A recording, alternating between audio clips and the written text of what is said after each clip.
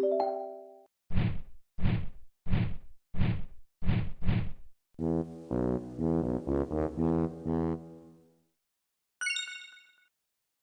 साथियों, तो मैं लेकर आई हूँ नई वीडियो। जिस वीडियो में हम बीए थर्ड ईयर की हिस्ट्री की जो फर्स्ट बुक है, modern and contemporary world history 1871 से 1919 तक की, उसको हम यहाँ पर रिवाइज़ करेंगे। तो आपको वीडियो अच्छी लगेगी तो आप मुझे कमेंट में फीडबैक ज़रूर दें कि ताकि मैं नेक्स्ट बुक के ऊपर भी ऐसी वीडियो बना पाऊँ। तो चलिए शुरू करते हैं, चैप्टर वाइज़ शुरू करेंगे हम। फर्स्ट चैप्टर है हमारा समकालीन इतिहास से ही। तो पहले हम जानते हैं समकालीन इतिहास क्या होता है। समकालीन इतिहास से हमारा अभिप्राय इतिहास लेखन के समय में घटने वाली घटनाओं के विवरण से है, जिसे इतिहासकार ने स्वयं देखा और अब अनुभव किया है। मतलब कि जो हमारे इतिहासकार थे, उन्होंने जो खुद चीज़ें देखी है, जो युद्ध हुए या कुछ भी, उन्होंने जो एक्सपीरियंस किया है, जो घटनाएं हुई, उनको उन्होंने खुद लिखा। ठीक है, तो इस टाइम पीरियड को हम क्या बोलते हैं? इस टाइम पीरियड को हम समकालीन इतिहास बोलते हैं। ओके, इसकी विशेषताएं जैसे कि इस टाइम पर हुआ क्या है, ये इसकी विशेषताएं हैं। जैसे फर्स्ट है विश्व एकीकरण। विश्व एकीकरण मतलब क्या? उस टाइम क्या होता है? ग्लोबलाइजेशन। नेक्स्ट है साम्राज्यवाद का अंत। साम्राज्यवाद का अंत का मतलब है कि जैसे उसके बाद कंट्रीज बनी, डेमोक्रेसी आई, तो ये सब कुछ इसी टाइम हुआ था। नेक्स्ट है सामाजिक न्याय की व्यवस्था, सॉरी स्थापना।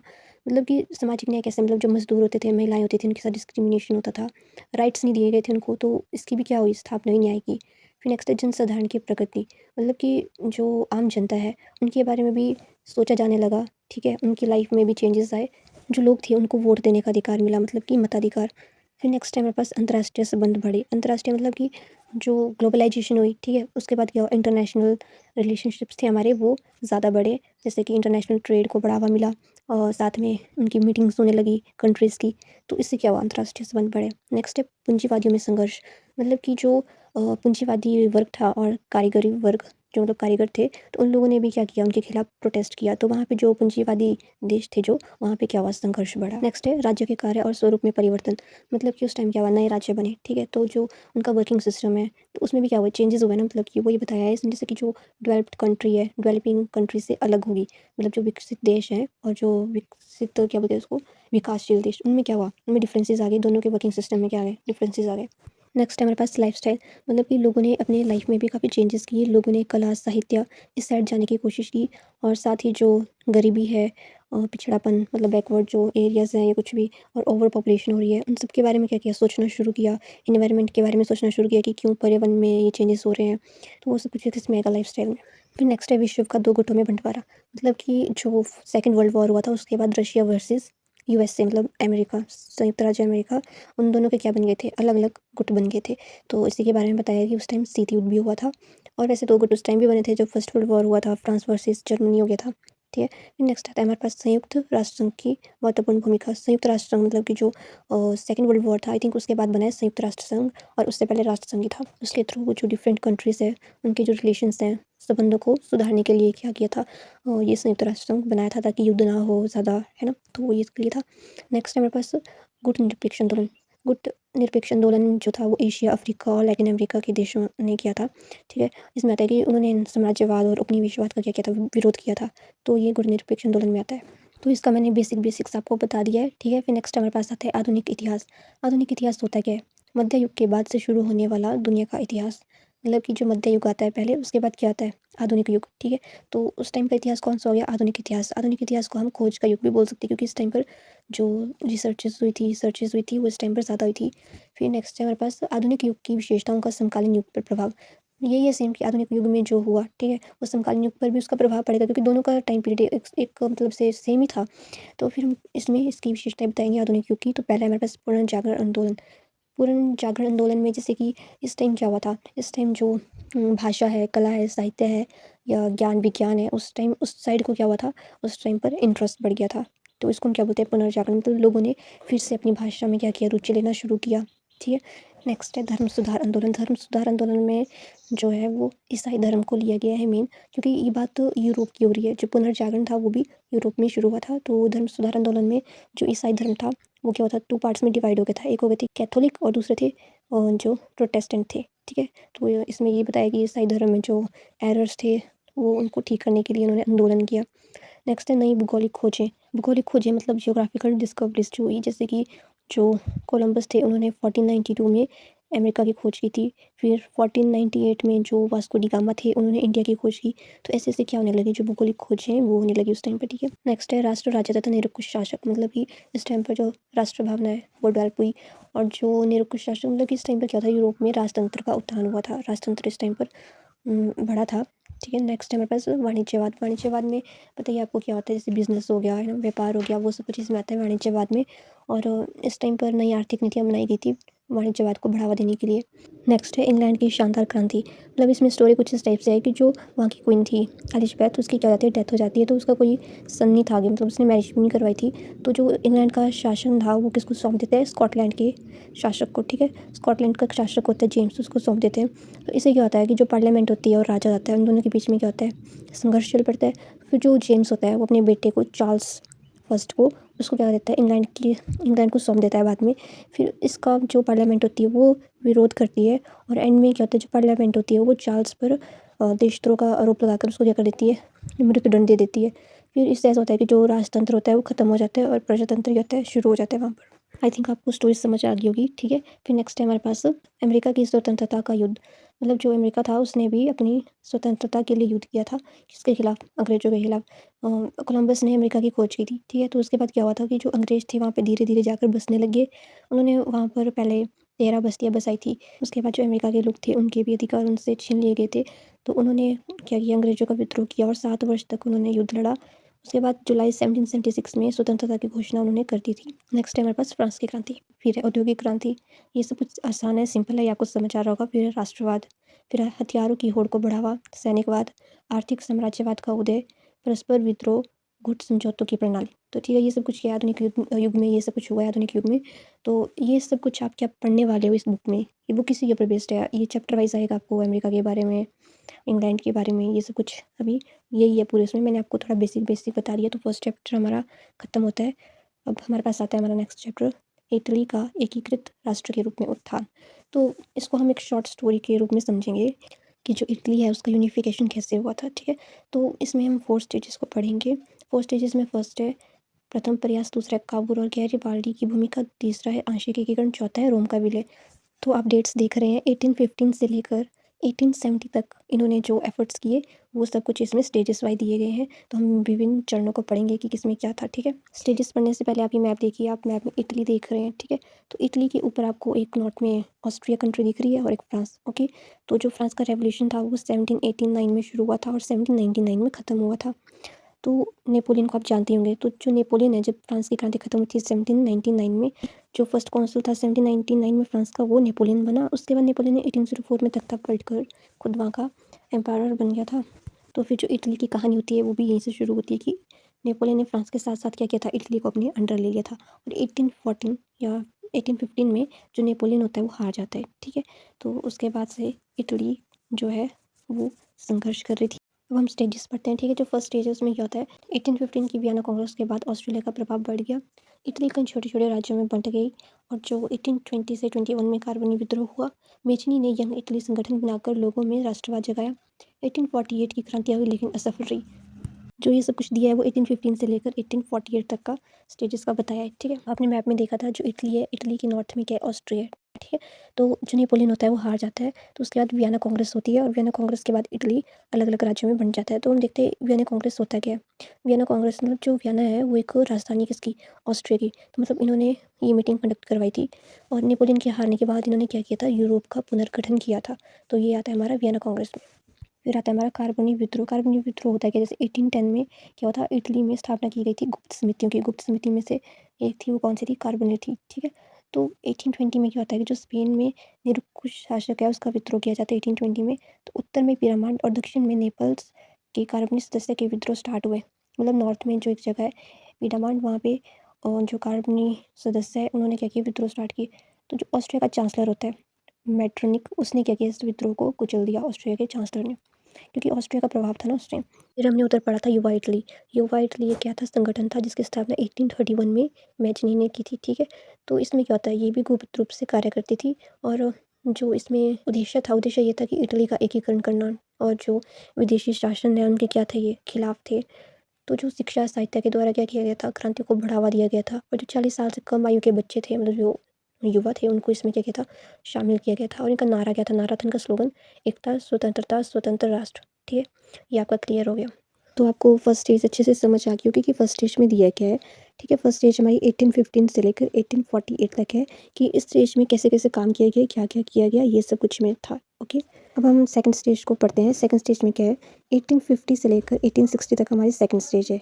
इसमें जो दो करेक्टर है उनका मेन रोल प्ले है। तो फर्स्ट है काबूर और दूसरा है गैरीबाल्डी। ओके, तो अब हम पहले काबूर के बारे में देखते हैं। काबूर के बारे में ऐसा है कि इन्होंने क्या किया, इन्होंने जो 1859 में ऑस्ट्रिया के खिलाफ क्या किया, युद्ध किया और वहाँ पर कई क्षेत्र जीते। जो काबूर हैं वो क्या है, वो एक मंत्री है, प्रधानमंत्री है, कहाँ के, सार्डिनिया और पीडब्ल्यूडी के प्रधानमंत्री हैं। ओके, अब जो गैरीबाल्डी है, गैरीबाल्डी की क्या भूमिका है वो हम देखते हैं। गैरीबाल्डी ने रेड शर्ट सेना के साथ सिसिली और नेपल्स पर कब्जा किया। ठीक है, और जो कब्जा करके इन क्षेत्रों को राजा को दे दिया, राजा विक्टर को। जो राजा विक्टर इमैनुअल सेकंड है वो सार्डिनिया के राजा थे। ठीक है, तो उनको वो क्या किया, जो क्षेत्र जीते गैरीबाल्डी ने, वो राजा के पास सौंप दिए। ओके, अब है हमारे पास थर्ड स्टेज। थर्ड स्टेज 1861 से लेकर 1866 तक। तो इसमें क्या होता है कि जो 1861 में जो विक्टर इमैनुअल सेकंड थे वो इटली के राजा बने। ठीक है, तो इससे पहले वो कहाँ के राजा थे, वो थे सार्डिनिया के राजा थे। तो 1861 में ये इटली के राजा बन जाते हैं। और 1866 में ऑस्ट्रेलिया प्रुशिया युद्ध के बाद वेनिस भी इटली में मिल गया। ठीक है, 1866 में क्या होता है कि युद्ध होता है और उसमें क्या होता है, जो वेनिस एक जगह है वो भी क्या होती है, इटली में शामिल हो जाती है। फिर फोर्थ स्टेज है 1870 की। ओके, तो 1870 में क्या होता है, फ्रांस और पर्शिया का युद्ध होता है, जिसके कारण जो फ्रांसीसी सेना होती है रोम से हट जाती है। तो जो इटली होता है वो रोम पर अधिकार कर लेता है और 1870 में इटली का क्या हो जाता है, पूर्ण एकीकरण हो जाता है। ठीक है, तो और वो क्या करते हैं, रोम को अपनी राजधानी बना लेते हैं। क्योंकि रोम पर फ्रांसीसी सेना थी वहाँ पर, तो जब वो युद्ध में हार जाती है तो इटली क्या कर देता है, रोम को अपने अंडर कर लेता है। तो यहीं पर क्या होता है, जो इटली का एकीकरण होता है वो पूर्ण हो जाता है। तो इसकी 4 स्टेजेस थी।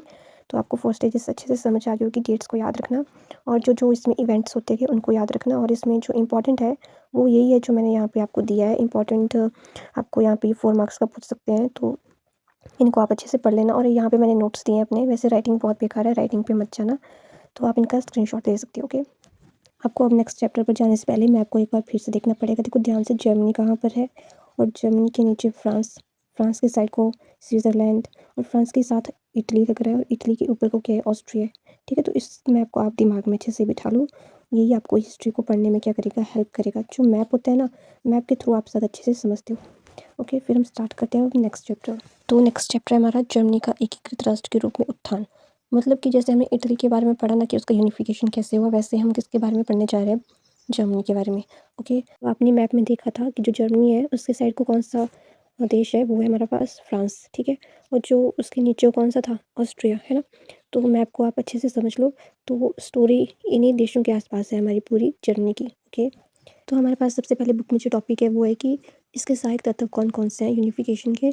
तो इनको हम डिटेल में पढ़ेंगे, तो पहले हम इनको शॉर्ट में समझ लेते हैं। तो कहानी यहाँ से शुरू होती है कि जो जर्मनी था वो छोटे छोटे राज्यों में बंटा हुआ था। वहाँ पर एकता और राष्ट्रवाद की भावना नहीं थी।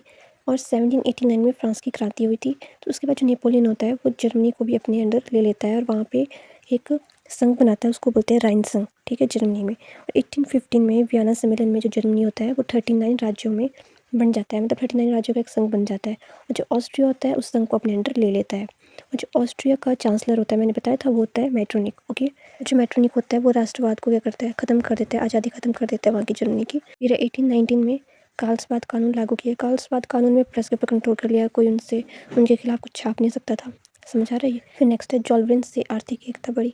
मतलब ये जॉलब्रिन एक ऐसी आर्थिक नीति है जिसमें क्या किया, टैक्स को ख़त्म किया गया। मतलब पहले चुंगी घर बनाए जाते थे और अगर हमें कुछ बेचना पड़ेगा तो बेचने से पहले हमें चुंगी घर देना पड़ता था, तो उनको क्या किया गया, ख़त्म किया गया।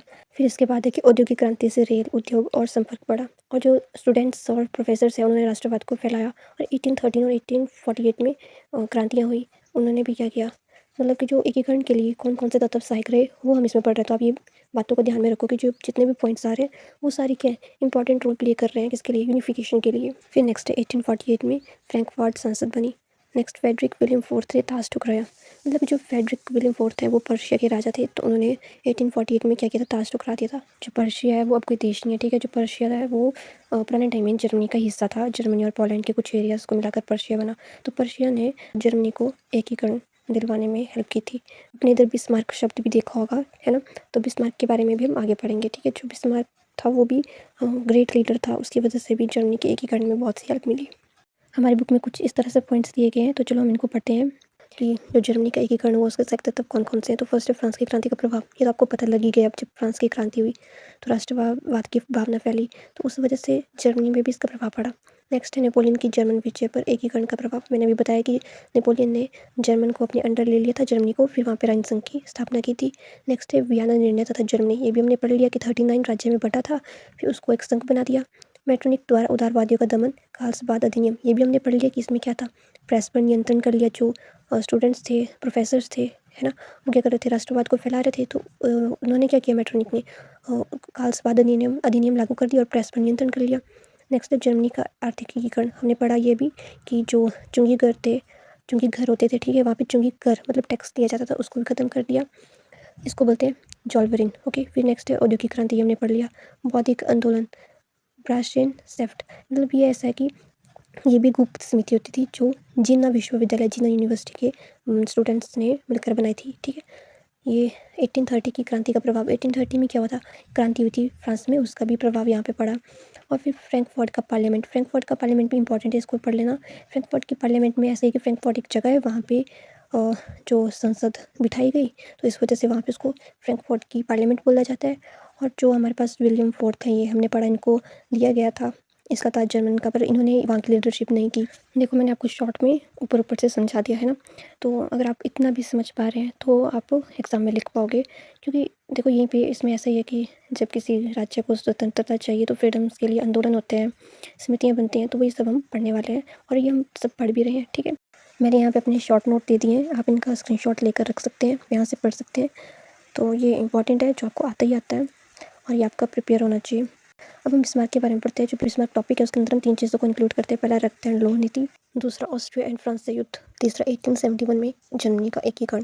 मतलब जर्मनी का एकीकरण हुआ वो किसके अंडर हुआ, ऑटो वॉन बिस्मार्क के अंडर। तो बिस्मार्क के योगदान में फर्स्ट आता है कि 1862 में बिस्मार्क पर्सिया का प्रधानमंत्री बना। उसने खून और लोह नीति अपनाई। उसका लक्ष्य जर्मनी का एकीकरण था। 1864 में डेनमार्क युद्ध हुआ। डेनमार्क का युद्ध हुआ पर्शिया और ऑस्ट्रिया को मिलाकर वर्सेस डेनमार्क था, तो डेनमार्क को यहाँ पर वो हरा देते हैं। फिर उसके बाद 1866 में ऑस्ट्रिया पर्शिया युद्ध हुआ, जिसमें पर्शिया जीत जाते हैं, ठीक है। तो यहाँ पे पहले डेनमार्क साइड हुआ, फिर यहाँ पे ऑस्ट्रिया साइड हो गया 1866 में। मतलब कि अब ऑस्ट्रिया को जर्मन के मामलों से बाहर निकाल देते हैं। फिर जो उत्तर जर्मन होता है वो अपने एक संघ बना लेता है। तो 1870 में और 71 में फ्रांस वर्सेस पर्शिया युद्ध होता है, जिसमें फ्रांस हार जाता है। फिर जो दक्षिण जर्मन होता है, दक्षिण जर्मनी के जो राज्य होते हैं वो भी इसके साथ मिल जाते हैं। तो 1871 में जो जर्मनी होता है वो एक पूरा इकट्ठा राज्य बन जाता है। तो मतलब 1871 में जर्मनी का एकीकरण हो जाता है और जो केसर विलियम फर्स्ट होते हैं वो वहाँ के राजा बनते हैं। अगर आपको 1 मार्क्स के क्वेश्चंस भी पूछे जाएंगे तो मेरे पास है, अगर आपको चाहिए होंगे तो कमेंट में बताना, जैसे कि यहाँ पे मैंने दिया है। तो दोस्तों मैंने आपको फर्स्ट यूनिट के 3 चैप्टर कंटिन्यू पढ़ा दिए हैं। अब मैं जो बाकी के 2 चैप्टर रहते हैं फर्स्ट यूनिट के, उसके इंपॉर्टेंट क्वेश्चन से लास्ट में करवाऊंगी। अब मैं स्टार्ट करूँगी यूनिट लास्ट से, मतलब 4th यूनिट से, कि जो 4th यूनिट है वो हमारा इंपॉर्टेंट है और यहाँ से क्वेश्चन आते ही आते हैं। तो इसमें वर्ल्ड वॉर के बारे में बताया गया है। जो विश्व युद्ध हुआ वो 2 गुटों के बढ़ जाने के बाद हुआ, ठीक है। तो हम पहले पढ़ेंगे कि वो 2 गुट कौन कौन से थे जिनकी वजह से हमारा वर्ल्ड वॉर हुआ था। तो जो पहला था वो बना था 1882 में, उसको बोलते थे त्रिगुट संधि, और दूसरा था 1907 में, जिसको बोलते थे त्रिमैत्री संधि, ठीक है। जो त्रिगुट संधि था इसमें जर्मनी मेन था और जो त्रिमैत्री संधि था इसमें फ्रांस मेन था। त्रिगुट में जर्मनी, ऑस्ट्रिया हंगरी और इटली शामिल थे।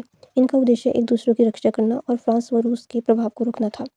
और त्रिमैत्री में फ्रांस, रूस और इंग्लैंड शामिल थे। यह गुट जर्मनी की बढ़ती शक्ति को संतुलित करने के लिए बना था।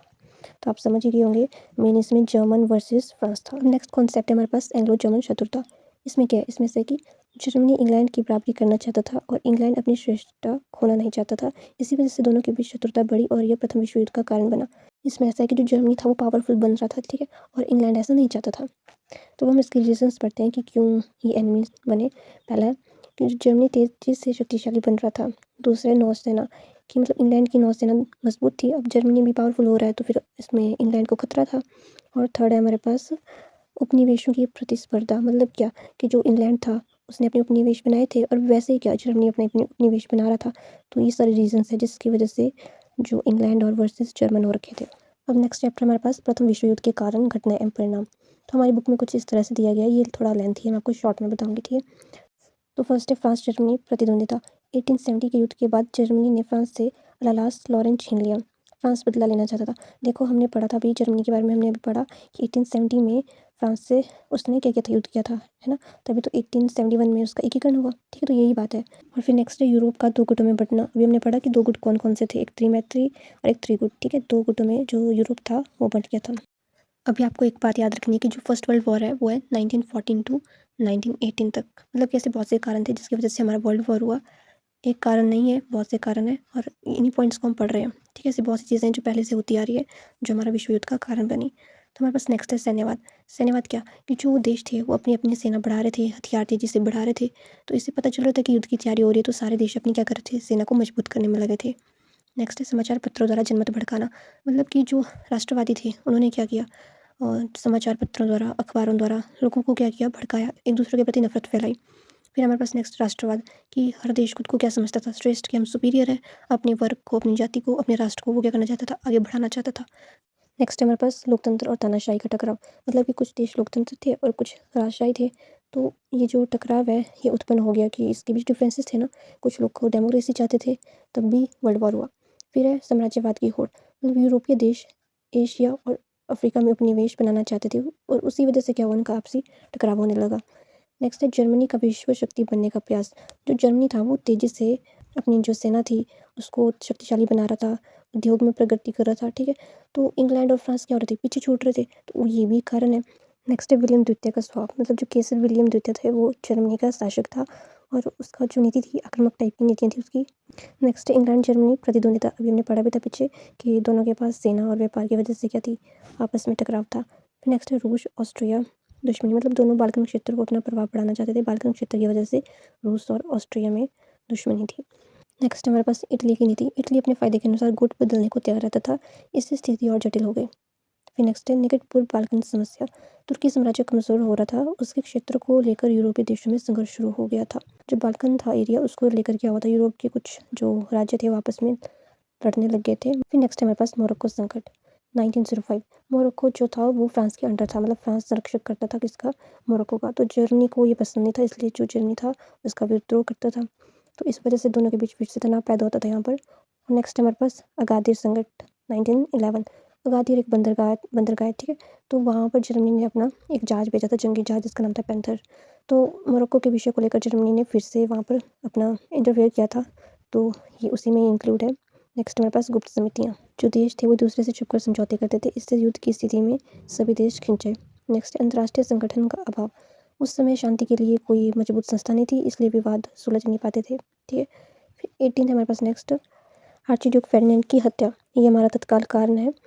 28 जून 1914 को ऑस्ट्रिया के राजकुमार की हत्या कर दी गई। इसके बाद ऑस्ट्रिया ने साइबेरिया पर हमला कर दिया, जिसके बाद क्या हुआ था, हमारा वर्ल्ड वॉर शुरू हो गया था। मतलब कि ऑस्ट्रिया का एक राजकुमार था आर्चड्यूक, ठीक है, उसकी हत्या कर दी गई। और उसकी हत्या की गई साराजेवो नामक जगह पर, एक प्लेस है साराजेवो, ठीक है। जिस पर्सन ने उसकी हत्या की वो था सर्ब जाति का। इसलिए ऑस्ट्रिया ने क्या किया, बाद में सर्बिया पर हमला कर दिया, जिसकी वजह से क्या हुआ, युद्ध शुरू हो गया। तो ये हमने कारण पढ़ लिए। कारण के बाद हम पढ़ेंगे अब इसके परिणाम, किसके क्या रिजल्ट आए। तो पहला है जन धन की हानि हुई। मतलब कि जैसे वॉर हुआ तो लॉस तो हो गई ना, मनी एंड उसका ह्यूमन एंड मनी का लॉस हुआ। नेक्स्ट है कई राज्य टूट गए, नए राष्ट्रों का निर्माण हुआ, लोकतंत्र बढ़ा और तानाशाही का उदय हुआ। तानाशाही मतलब जैसे आपने हिटलर सुना होगा, वो भी जर्मन के लीडर थे, तो इस चीज़ को बढ़ावा मिला। नेक्स्ट है राष्ट्र संघ की स्थापना हुई, आर्थिक संकट आया, सैनिक शक्ति बढ़ी और वर्ल्ड वॉर 2 को यहाँ से बढ़ावा मिला। और नेक्स्ट है कि वुमेन्स की लाइफ में चेंजेस आए, ठीक है, समाज में चेंजेस आए। मतलब कि वुमेन्स भी अब काम करने लगी, उनको काम करने का अवसर दिया जाने लगा। वैसे एक टाइप की मजबूरी थी, क्योंकि जो मैन था वो तो वॉर में जाएगा, तो वुमेन थी वो काम करने लगी। तो ये हमारे रिजल्ट थे। अब रिजल्ट्स के बाद हम पढ़ेंगे राष्ट्रसंघ के बारे में। राष्ट्रसंघ की स्थापना 19 जनवरी 1920 में हुई थी। एक पर्सन थे वुड्रो विल्सन, उनके 14 सूत्र सिद्धांत में से एक था यह राष्ट्रसंघ, ठीक है। उन्होंने 14 आदेश दिए थे, उनमें से एक था राष्ट्रसंघ। भविष्य में युद्धों को रोकने के लिए, विश्व में शांति कायम करने के लिए उन्होंने पेरिस की संधि सभा में अंतर्राष्ट्रीय संस्था की स्थापना करने का प्रस्ताव रखा था। तो 10 जनवरी 1920 में राष्ट्रसंघ का जन्म हुआ। राष्ट्रसंघ के उद्देश्य इस तरह से जैसे युद्धों को रोकना, शांति बनाए रखना, समाज सेवा संबंधी कार्यों को प्रोत्साहन देना, शांति संधियों द्वारा निश्चित किए गए कर्तव्यों का पालन करना। तो ये मेन उद्देश्य थे हमारे राष्ट्रसंघ के। तो राष्ट्रसंघ का संगठन इस तरह से, इसके मेन 3 अंग हैं, बाकी 2 सहायक अंग हैं, जैसे कि असेंबली, काउंसिल, सचिवालय, स्थायी अंतर्राष्ट्रीय न्यायालय, अंतर्राष्ट्रीय मजदूर संघ, ये इसके क्या अंग हैं। ये राष्ट्रसंघ वाला टॉपिक इंपॉर्टेंट है, इसको बुक से अच्छे से देखकर जाना। तो दोस्तों अब मैं शॉर्ट में बताऊंगी आप स्क्रीनशॉट लेते जाना, ठीक है। पहला वायसराय की संधि 28 जून 1919 को पेरिस के पास वायसराय महल में हुई। मित्र राष्ट्र और जर्मनी के बीच ये संधि हुई। फिर हमारे पास पेरिस शांति सम्मेलन, इसमें जो 4 बड़े देश थे वो इंक्लूड थे, तो आप इसका स्क्रीनशॉट ले सकते हैं पढ़ने के लिए। फिर है मैडेन प्रणाली। मैडेन प्रणाली जो पराजित देश थे जैसे जर्मनी ऑटोमन साम्राज्य, उनको अपनी उपनिवेश देने पड़े जो जीते हुए देश थे उनको। तो इस संधि में ये है, इस प्रणाली में राष्ट्र संघ ने ये प्रणाली बनाई थी। फिर आता है हमारे ये इंपॉर्टेंट क्वेश्चन है, जितने भी आपके लॉन्ग आंसर टाइप क्वेश्चन आएंगे वो सारे इन्हीं में से आएंगे, ठीक है। तो आप इसका स्क्रीनशॉट रख लो और आप इनको अच्छे से पढ़कर जाना, ये सारे इंपॉर्टेंट क्वेश्चन हैं। इसके बाद आता है हमारे पास नेक्स्ट चैप्टर, गृह युद्ध के बाद संयुक्त राज्य अमेरिका का उत्थान। मतलब कि अमेरिका में भी सिविल वॉर हुआ था, गृह युद्ध हुआ था, उसके बाद अमेरिका क्या अपना पावरफुल बना था, उसके बारे में पढ़ेंगे। 1492 में कोलंबस ने अमेरिका की खोज की। उसके बाद जो यूरोपीय देश थे ब्रिटेन, फ्रांस, स्पेन, उन्होंने वहाँ पे अपने उपनिवेश बसाए। 1776 में अमेरिका ने ब्रिटेन से स्वतंत्रता प्राप्त की। मतलब 19th सेंचुरी में अमेरिका ने अपना एक्सपेंड करना शुरू कर दिया था 19th सेंचुरी में। और उसके बाद अमेरिका में गृह युद्ध हुआ था, ठीक है। तो उसके बाद उन्होंने क्या किया, एकजुट होकर उन्होंने अमेरिका को पावरफुल बनाया। तो आपको पता है आज के टाइम पे यूएसए सबसे पावरफुल कंट्री है। अब आते हैं हमारे पास इसके उत्थान के कारण, जैसे पहले औद्योगिक विकास, दूसरा यूरोपीय साम्राज्यवाद का प्रभाव, जैसे यूरोप में साम्राज्यवाद कर रहे थे, एक्सपेंड कर रहे थे अपने एरियाज को, उसका प्रभाव अमेरिका में भी पड़ा। तीसरा नस्ली श्रेष्ठता की भावना, खुद को श्रेष्ठ मानकर विस्तार करना, उन्होंने खुद को सुपीरियर बताया और विस्तार करना शुरू कर दिया। फिर आते हैं नई नीतियाँ, जैसे कि मोनरो डॉक्ट्रिन, मतलब मोनरो सिद्धांत, ओपन डोर पॉलिसी, खुले द्वार की नीति, बिग स्टिक पॉलिसी, सैन्य शक्ति का विकास, स्पेन से युद्ध किया और उसको जीता। फिर अदर कंट्रीज़ में इंटरफेयर करना, ठीक है। तो यूएसए ने क्या किया, अदर कंट्रीज़ के मामलों में भी इंटरफेयर करना शुरू कर दिया। तो ये सारे मैंने शॉर्ट में रीजंस बताए कि क्या रीजंस थे जिससे कि अमेरिका का उत्थान हुआ। अब मैं आपको बताती हूँ मुनरो सिद्धांत क्या था। मुनरो सिद्धांत मतलब जो अमेरिका के राष्ट्रपति जेम्स मुनरो द्वारा घोषित नीति है, जिसमें कहा गया था कि यूरोपीय शक्तियाँ अमेरिका के मामलों में हस्तक्षेप नहीं करेगी, मतलब जो यूरोप है वो इंटरफेयर नहीं करेगा इसमें अमेरिका के मामले में। तो ये क्या था, मोनरो सिद्धांत था। ये मोनरो वहाँ के राष्ट्रपति थे, उन्होंने ये सिद्धांत दिया था। फिर नेक्स्ट है हमारे पास रूजवेल्ट की बिग स्टिक पॉलिसी। जो थियोडोर रूजवेल्ट थे वो अमेरिका के प्रेसिडेंट थे। उन्होंने 1901 में ये बड़ा डंडा नीति की पॉलिसी दी थी, जिसका सिद्धांत था speak softly and carry a big stick, ठीक है। ये एक विदेश नीति थी। फिर आता है हमारे पास नेक्स्ट पृथकता की नीति। ये भी अमेरिका ने अपनाई थी, इसका अर्थ होता है अलगाव। ये जो हमारे पास दिया है मैंने यहाँ पे कारण, ये सारे कारण हमारे बुक में दिए गए हैं, तो आप इनको पढ़ लेना अच्छे से। मैंने आपको शॉर्ट में बता दिया, ठीक है। तो इसके बाद हमारे पास आता है अमेरिका की लैटिन अमेरिका नीति। इसमें सारी नीति आती हैं जो उन्होंने अपनाई थी, जैसे मोनरो सिद्धांत, बिग स्टिक पॉलिसी, डॉलर कूटनीति, नेबर पॉलिसी, सी थी, सारे इसमें आते हैं। नेक्स्ट चैप्टर हमारे पास जापान के बारे में, जापान का कैसे उत्थान हुआ। तो इसमें इंपॉर्टेंट है पहले मेजी पुनर्स्थापना, शोगुन शासन खत्म करके वहाँ पे मेजी पुनर्स्थापना की थी। फिर मेजी काल में जापान ये आता है, इसमें इसको पढ़ लेना कि कौन कौन से सुधार किए गए। तो 1868 में मेजी पुनर्स्थापना हुई थी और सुधार, आधुनिक सुधार, शिक्षा में सुधार, सैन्य सुधार, ये सब कुछ इसमें किया गया था। इसमें एक इम्पॉर्टेंट कानागावा की संधि, इसको पढ़ लेना। और इसमें एक आता है हमारे पास चीन जापान युद्ध, तो आप इसको डिटेल में बुक से पढ़ लेना, ये इंपॉर्टेंट क्वेश्चन है। तो इसमें ये इसके कारण और घटनाएं, ठीक है। तो मैं शॉर्ट में बताऊंगी क्या क्या पढ़ना है आपने। फिर हमारे पास नेक्स्ट चैप्टर इसमें है अलेक्जेंडर तृतीय की नीतियाँ और रूस जापान युद्ध, ये 2 चीज़ें इसमें। तो ये भी आप अच्छे से देख लेना कि अलेक्जेंडर तृतीय काफ़ी निरंकुश शासक था और जो रूस का राजा होता है उसको जार बोलते हैं, ठीक है। तो इसमें ये सब कुछ दिया गया है कि रूस जापान युद्ध कब हुआ, कैसे हुआ, इसके क्या कारण थे और कौन कौन सी ऐसी घटनाएं थी जिसकी वजह से युद्ध हुआ, है ना। तो मैंने यहाँ पे दिया है आपको, तो आप इसका स्क्रीनशॉट ले लिया और खुद से आप इसको पढ़ लेना, क्योंकि मेरे पास इतना टाइम नहीं है, वीडियो लॉन्ग जा रही है और मुझे नहीं पता कि मेरा यूट्यूब मुझे वीडियो अपलोड करने के लिए कितना टाइम लिमिट देता है। तो मैं 30 मिनट मान के चली हूँ। फिर नेक्स्ट हमारे पास ये चैप्टर, इसमें भी आप रूस की क्रांति पढ़ लेना अच्छे से, ठीक है। रूस की क्रांति 1905 की क्रांति, इसको अच्छे से पढ़ लेना, ये भी आपको पेपर में आ सकता है। मैं समझाऊंगी नहीं, और मैं सिर्फ आपको मेन टॉपिक बताऊंगी, बाकी आप स्क्रीनशॉट यहीं से लेते रहना। इसमें 1917 की जो क्रांति है, अक्टूबर की क्रांति, अक्टूबर रेवोल्यूशन बोलते हैं इसको भी अच्छे से पढ़ लेना। ये लॉन्ग है और ये वेरी इंपॉर्टेंट है, ये पक्का आ सकता है, ठीक है। तो इसमें यही है कि क्यों हुआ था युद्ध, क्यों हुई थी क्रांति, जैसे जार का निरंकुश शासन, इनकी प्रतिक्रियावादी नीतियाँ, फिर रूसीकरण की नीति। रूसीकरण की नीति में ऐसा था कि एक ही लैंग्वेज बोलनी रूस के लोग होने चाहिए, एक ही धर्म अपनाना है, तो ये सब कुछ इसमें था। और जैसे मध्य वर्ग की मांगे होती हैं, वो था जिस वजह से क्रांति हुई, उनकी मांगे पूरी नहीं हो रही थी। और यूरोपीय देशों में प्रजातंत्र था, तो इसलिए जो रूस के लोग थे वो भी प्रजातंत्र चाहते थे। फर्स्ट वर्ल्ड वॉर में रूस की हार हो गई थी, जिस वजह से भी वहाँ पे क्रांति का माहौल था। जो लेखक थे उन्होंने भी क्रांति को सपोर्ट किया। तो ये सब कुछ इसमें है, तो आप बुक में अच्छे से इसको पढ़ के जाना लाइन वाइज।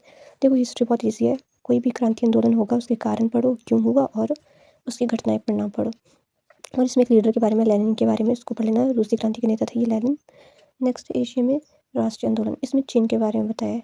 तो आप पढ़ लेना इनको, इस दल के बारे में पढ़ लेना, और जो 1911 में चीनी क्रांति हुई थी उसके बारे में अच्छे से पढ़ कर जाना।